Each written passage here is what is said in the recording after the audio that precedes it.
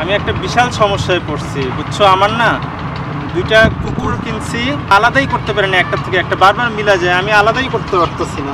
এটা তো কোনো ব্যাপারই না, তুই যে কোনো একটা কুকুরের এটা ছোট করে দে, তাইলেই তো আলাদা করতে পারবি।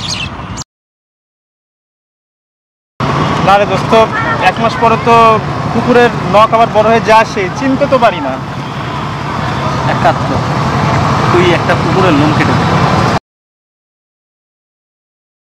না রে দোস্ত, লোম কাইটাও তো লাভ হইলো না, 1 মাস পরে তো যেই সেই, দুইটা কুকুর তো মিলা যায়, আলাদা করতে পারি না।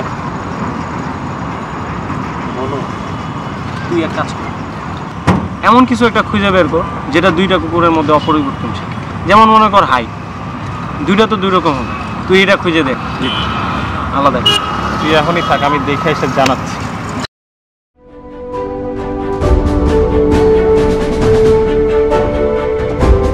এইবার ঠিক আছে, থ্যাংক ইউ দোস্ত।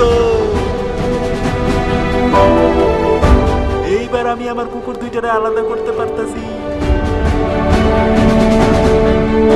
আয় তোর গলায় লাগি।